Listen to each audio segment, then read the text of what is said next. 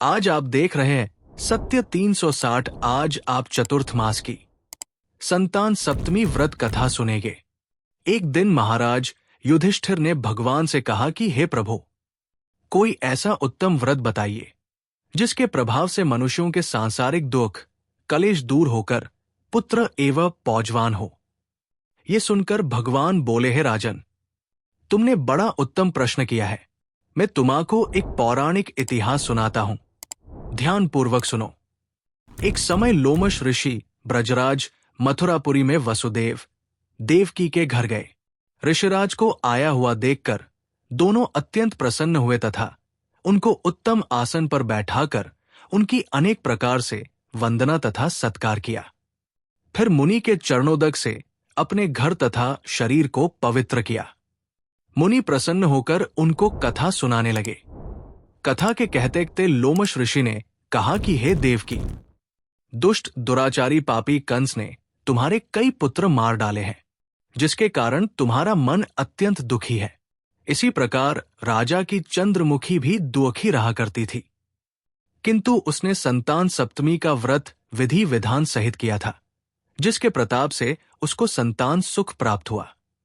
ये सुनकर देवकी ने हाथ जोड़कर मुनि से कहा, है ऋषिराज, कृपा करके रानी चंद्रमुखी का संपूर्ण वृतांत तथा इस व्रत का विधान विस्तार सहित मुझे बताइए, जिससे मैं भी इस दुख से छुटकारा पाऊं।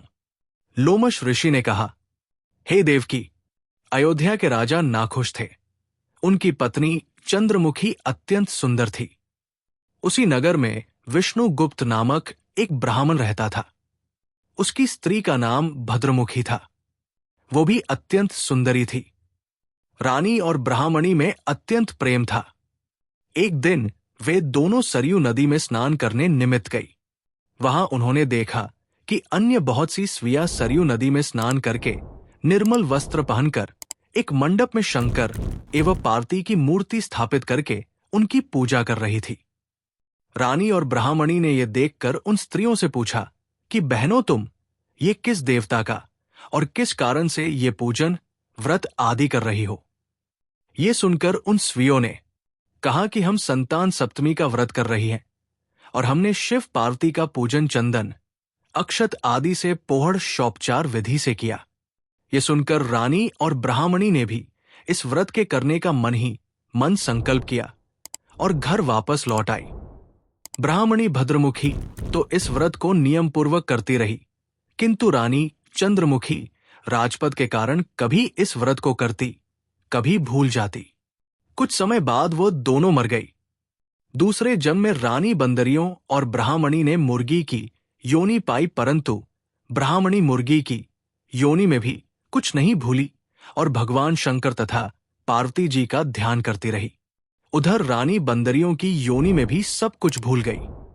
थोड़े समय के बाद इन दोनों ने ये देह भी त्याग दी। इनका तीसरा जन्म मनुष्य योनि में हुआ। ब्राह्मणी ने तो एक ब्राह्मण के इवा कन्या के रूप में जन्म लिया तथा रानी ने एक राजा के यहाँ राजकन्या के रूप में जन्म लिया।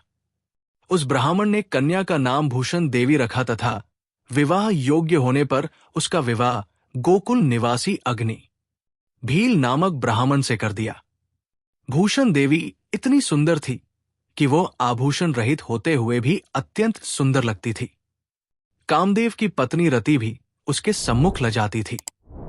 भूषण देवी के अत्यंत सुंदर सर्वगुण संपन्न चंद्रमा के समान धर्मवीर कर्मनिष्ठ सुशील स्वभाव वाले 8 पुत्र उत्पन्न हुए। ये सब शिवजी के व्रत का पुनीत फल था। दूसरी और शिव विमुख रानी के गर्भ से कोई भी पुत्र नहीं हुआ और वो नियसंतान दुखी रहने लगी।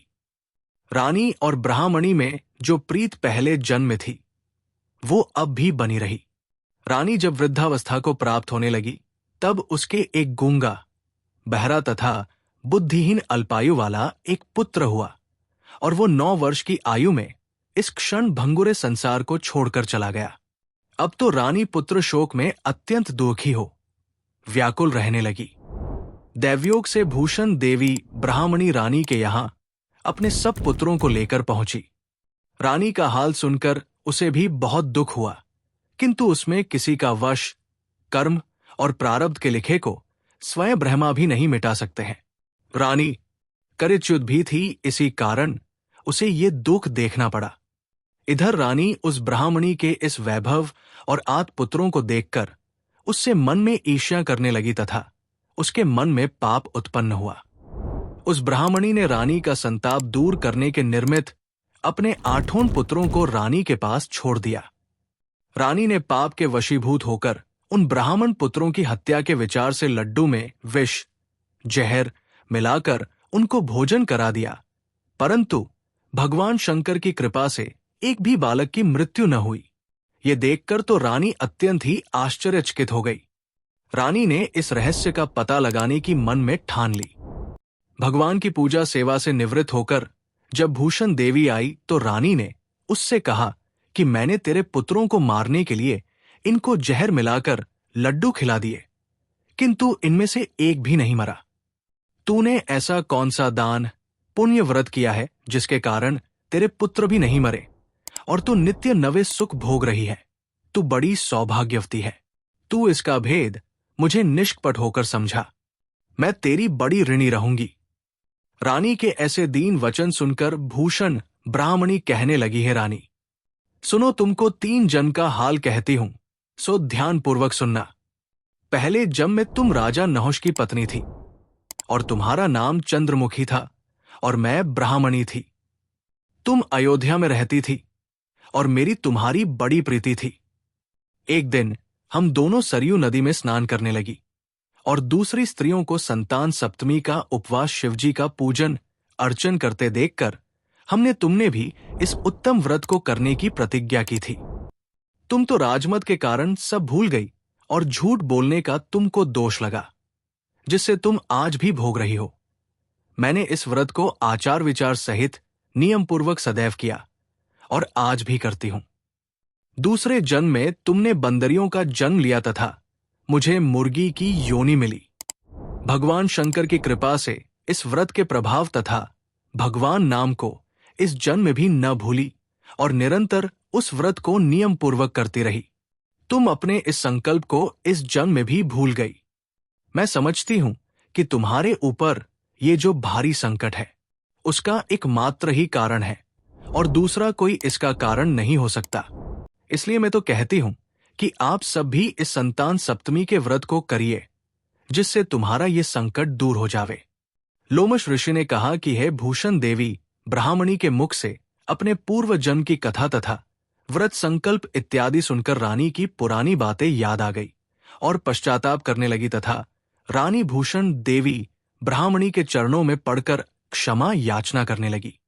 भगवान शंकर पार्वती की अपार महिमा के गीत गाने लगी। उस दिन से रानी ने नियमानुसार संतान सप्तमी का व्रत किया, जिसके प्रभाव से रानी को संतान सुख भी मिला तथा संपूर्ण सुख भोग कर रानी शिवलोक को गई। भगवान शंकर के व्रत का ऐसा प्रभाव है कि पथ भट्ट मनुष्य भी अपने पथ पर अग्रसर हो जाता है और अंत में ऐश्वर्य भोग कर मोक्ष पाता है। लोमश ऋषि ने फिर कहा कि हे देवकी, इसलिए मैं तुमसे भी कहता हूं कि तुम भी इस व्रत को करने का दृढ़ संकल्प अपने मन में करो तो तुमको भी संतान सुख प्राप्त होगा। इतना सुनकर देवकी हाथ जोड़कर लोमश ऋषि से पूछने लगी है, ऋषिराज, मैं इस पुनीत व्रत को अवश्य करूंगी, किंतु आप इस कल्याणकारी एवं संतान सुख देने वाले व्रत का नियम, विधि विधान आदि विस्तार से समझाइए। ये सुन ऋषि बोले, है देवकी, ये पुनीत व्रत भादों के महीने की शुक्ल पक्ष की सप्तमी के दिन किया जाता है। उस दिन ब्रह्मा मुहूर्त में उठकर किसी नदी अथवा कुएं के पवित्र जल में स्नान करके निर्मल वस्त्र पहनना चाहिए। फिर शंकर भगवान तथा जगदम्बा पार्वती जी की मूर्ति को स्थापित करें।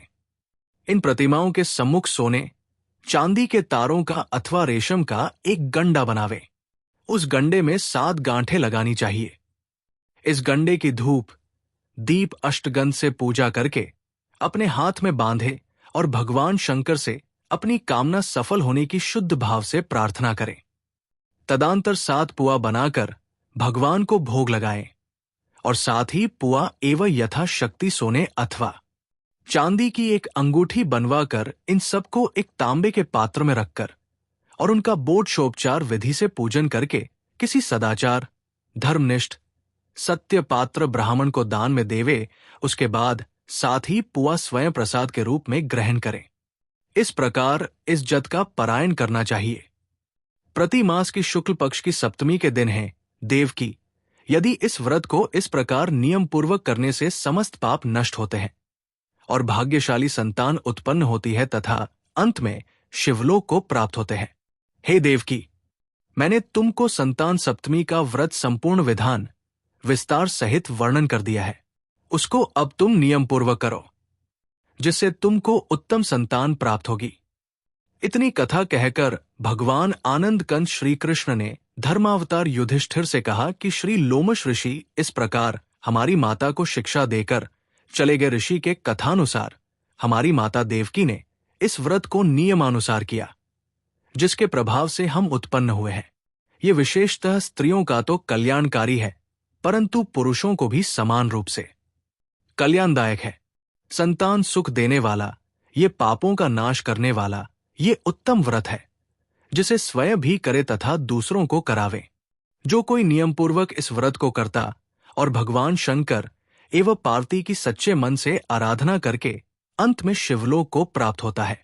आज श्री चतुर्मास व्रत कथा संपूर्ण। जय श्री राधे।